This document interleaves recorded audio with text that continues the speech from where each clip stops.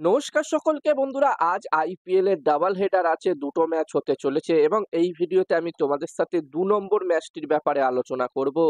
যেখানে আইপিএল এর ২ নম্বর ম্যাচটিতে মুখোমুখি হতে চলেছে পাঞ্জাব কিংস এবং দিল্লি ক্যাপিটালস। এবং এই দুটি টিমের সমস্ত কিছু ডিটেলস শেয়ার করব এই ভিডিওতে, ফাইনাল আপডেট শেয়ার করব। যেখানে বন্ধুরা এই দুটি টিমের কোনো প্লেয়ারের ইনজুরি আছে কিনা ম্যাচের আগে সেটা তোমাদেরকে জানাবো। এছাড়াও এই ম্যাচটির ব্যাপারে আরো অনেক কিছু আলোচনা করব তোমাদের সকলের সাথে। তোমরা ভিডিওটাকে স্কিপ করো না, পুরো ভিডিওটা দেখো। এবং ভিডিওটা দেখার পরে ভিডিওটা ভালো লাগলে অবশ্যই একটা লাইক করো। আর বন্ধুরা, যেখানে প্রথম ম্যাচটিতে আইপিএল এর প্রথম ম্যাচটিতে সিএসকে টিম জয় পেয়েছে, 6 উইকেটে তারা আরসিবি টিমকে হারিয়ে দিয়েছে আরো একবার চিপকে। আর বন্ধুরা, যেখানে দিল্লি ক্যাপিটালস এবং পাঞ্জাব কিংস টিমের মধ্যে ২ নম্বর ম্যাচটি হতে চলেছে চণ্ডীগড়ে। এবং বন্ধুরা, এই চণ্ডীগড়ে কিন্তু এই বছরে আইপিএল এ কিছু ম্যাচ দেওয়া হয়েছে, এটা পাঞ্জাবের হোম গ্রাউন্ড। আর বন্ধুরা, এই ম্যাচটি থেকে ঋষভ পান্ত দিল্লি ক্যাপিটালস টিমে কামব্যাক করতে চলেছে। তোমরা সকলেই জানো যে ঋষভ পান্তের খুবই একটি বড় অ্যাক্সিডেন্ট হয়েছিল আজ থেকে প্রায় ১.৫ বছর আগে, এবং তারপর থেকে ঋষভ পান্ত ক্রিকেট থেকে দূরে ছিল। এবং এই আইপিএল থেকে সে প্রফেশনাল ক্রিকেটে কামব্যাক করতে চলেছে। এবার দেখার বিষয় থাকবে এখানে ঋষভ পান্ত কিরকম পারফরমেন্স করে। এতটা সময় সে ক্রিকেট থেকে দূরে থেকেছে, এবার দেখার বিষয় থাকবে আইপিএল দিয়ে সে কিরকম ভাবে কামব্যাক করে। এবং ঋষভ পান্ত কিন্তু ক্যাপ্টেন্সিও করবে এই বছর দিল্লি ক্যাপিটালস টিমের। যেখানে বন্ধুরা, দিল্লি ক্যাপিটালস টিমের ক্যাপ্টেন্সি করেছিল ২০২৩ সালে ডেভিড ওয়ার্নার, তবে এই বছরে ঋষভ পান্তই ক্যাপ্টেন্সি করবে।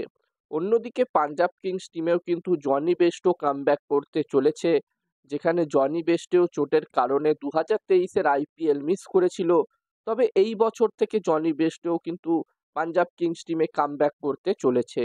অন্যদিকে পাঞ্জাব কিংস টিম এই বছর হার্ষাল প্যাটেলকে দলে নিয়েছে প্রচুর টাকার বিনিময়ে অকশনে। এবং দেখার বিষয় থাকবে হার্ষাল প্যাটেল নতুন জার্সিতে পাঞ্জাব কিংস টিমের হয়ে কিরকম পারফরমেন্স দেয়। এবং বন্ধুরা, এই বছরের আইপিএল এর অকশনে হ্যারি ব্রুককে দিল্লি ক্যাপিটালস টিম প্রচুর টাকার বিনিময়ে দলে নিয়েছিল। কিন্তু বন্ধুরা, আইপিএল শুরু হবার আগেই হ্যারি ব্রুক নিজের নাম তুলে নিয়েছে আইপিএল থেকে। যেখানে ভারত এবং ইংল্যান্ডের মধ্যে যে টেস্ট সিরিজ হলো সেখানেও কিন্তু হ্যারি ব্রুক খেলেনি, তার ফ্যামিলির সমস্যার কারণে সেখান থেকেও সে নাম তুলে নিয়েছিল। এবং তারপরে সে আইপিএল থেকেও নাম তুলে নেয়। এখানে বন্ধুরা, হ্যারি ব্রুক নিজের নাম তুলে নেওয়াতে দিল্লি ক্যাপিটালস টিমের মিডল অর্ডার কিন্তু একটু হলেও দুর্বল দেখাচ্ছে। এবার দেখার বিষয় থাকবে এখানে হ্যারি ব্রুকের জায়গায় এখানে দিল্লি ক্যাপিটালস টিম প্লেইং ইলেভেনে কাকে খেলায়। তারা হ্যারি ব্রুককে নিয়েই প্লেইং ইলেভেন ঠিক করেছিল, তবে হ্যারি ব্রুক চলে যাওয়াতে তাদের একটু সমস্যা হতে পারে। আর বন্ধুরা, এই দুটি টিমের এখনো পর্যন্ত কোনো প্লেয়ারেরই ইনজুরি আপডেট আসেনি। বলা যেতে পারে এই দুটি টিমের প্রতিটা প্লেয়ারই অ্যাভেলেবেল থাকছে সিলেকশনের জন্য।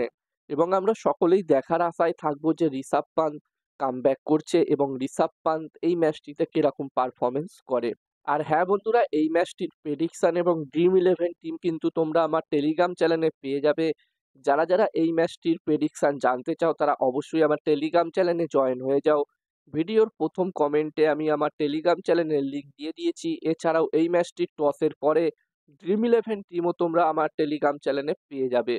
তাই আর দেরি না করে অবশ্যই জয়েন হয়ে যাও ভিডিও ডেসক্রিপশনে এবং ফার্স্ট কমেন্টে, দুটো জায়গাতেই তোমরা আমার টেলিগ্রাম চ্যানেলের লিঙ্ক পেয়ে যাবে।